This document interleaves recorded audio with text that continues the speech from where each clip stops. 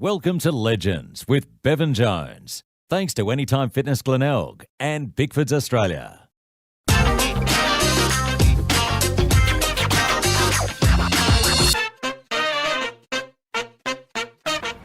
Yes, and g'day, welcome to another edition of Legends with Bevo, the show where we chat to past and present sports people, entertainment icons, and those doing great things in the community. And well, the Adelaide Fringe is well and truly underway. And last night I had the great pleasure of seeing the man to my left, that was Tom Ballard in action. It's his show Enough. The great man himself, Tom Ballard. Hello, man. Legends with Bevo. I'm a legend, really? You're an absolute legend, mate. Oh my gosh. You're a media legend, a comedy legend. You just and you're only 30 years old as well. So. Yes. Not much of that, but you know, I can play 25. I can go down to 25. You can pass the 21, I reckon. Thank you very much. You're looking very good and young compared to my greys and lack of hair. But mate, let's talk about your show Enough. Yeah. Enough about me and more about you. Yes. Enough. It's over here at the factory here in the Adelaide Fringe, so get along and see it. It's a brilliant show. But for the people out there that do want to come along and see a great show, what can they expect to see? They can expect to see me yelling for an hour about getting fired from the ABC, not having enough sex, capitalism destroying the world, baby boomers buying all the houses. I think those are the major topics. Facebook gets a look in. I'm just yelling about everything in a hilarious way, and it's fun for the whole family. And where do you actually get your material from for the show?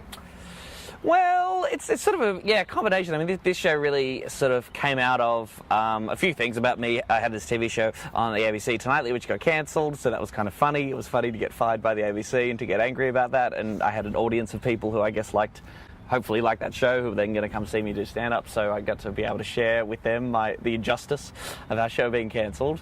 That was the starting point of it, and then also politically I've kind of moved even further to the left, if you can believe it, and started to realise that the way we sort of organise society around money and profit is really, really bad, and I've become a dirty socialist. And so I felt if I could bring those two things together with a whole bunch of dick jokes, then I'd be onto a winner.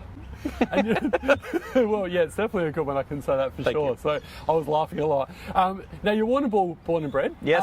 Talk us through the Tom Ballard journey and how you end up at Triple J as a breakfast announcer and also your stand-up comedy sort of stuff. Oh gosh, yes, I really wanted attention since I was 8 years old. I got involved in the local amateur musical theatre company, Primary Performers, where I played Blitzen in a production of Rock and Roll Santa. You probably heard about it. It's a pretty big deal. And I got hooked to being on stage and kept doing theatre, wanted to become the greatest actor of my generation. Then when I was about 14 years old, I did a thing called Class Clowns, which is a high school comedy competition that the Comedy Festival runs. I did okay in that, didn't win, but I don't want to talk about that.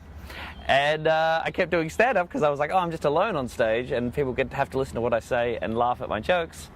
And eventually when I was 16, I did Raw Comedy, which is the adult open mic competition, which is sponsored by Triple J, and I got to the national final of that. Hannah Gadsby won.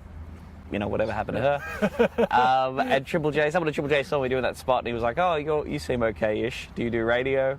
And I said, "I do this crappy community radio show with my friend Alex Dyson." And they said, "Okay, can we listen to that?" And we said, "Yes." Sent them a tape, an actual cassette.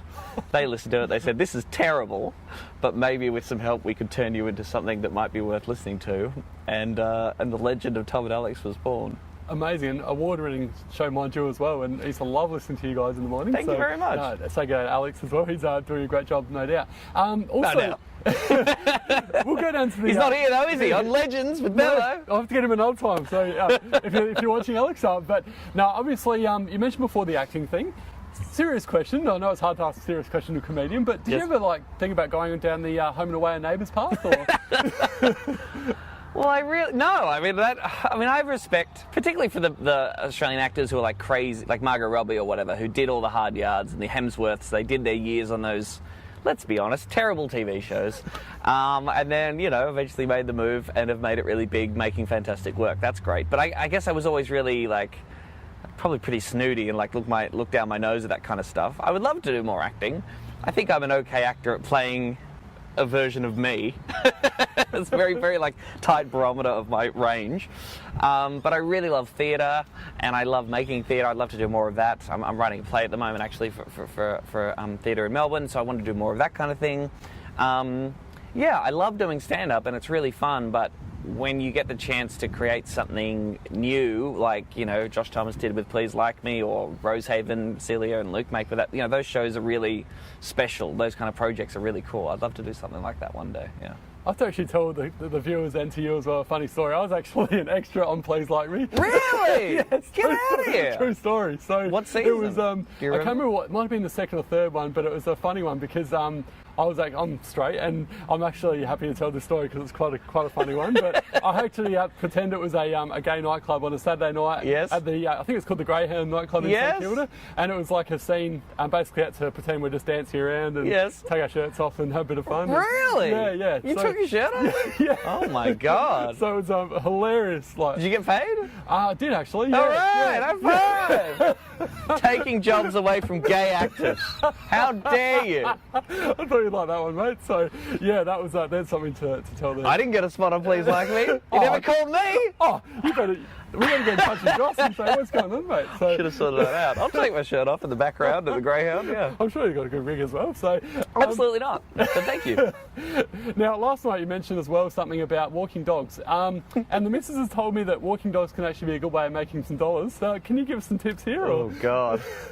Yeah, I talk about the jobs I've done before comedy, and when I was 11 years old, I started my own dog walking business, which I advertised as Tom Ballard, Lord of the Leash, because I was a very cool child.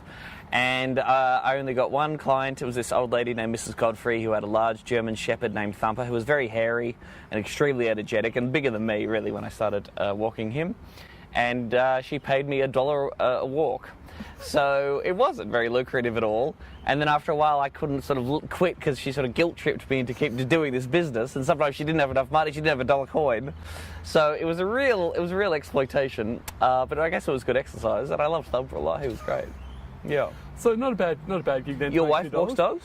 No, she said I should try and find another job to make some extra dollars to pay for our wedding. So. Stop dancing in gay clubs in the background of TV series and interviewing comedians at a garden. Get a real job. Get a real job, exactly. Come on. Yeah.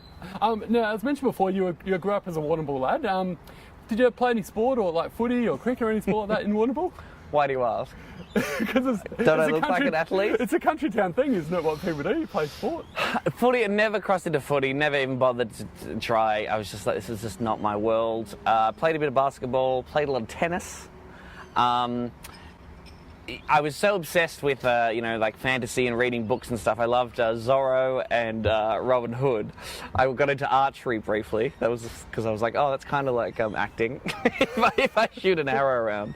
Got bored of that pretty quickly. Asked if there was if there's any fencing in Warnambool. There wasn't.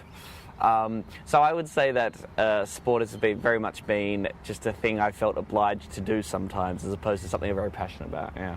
And you're in Sportsman Victoria. Do you have a footy team that you follow? Or? In theory, I go for Collingwood, but I think that's an insult to the club and any other supporters out there.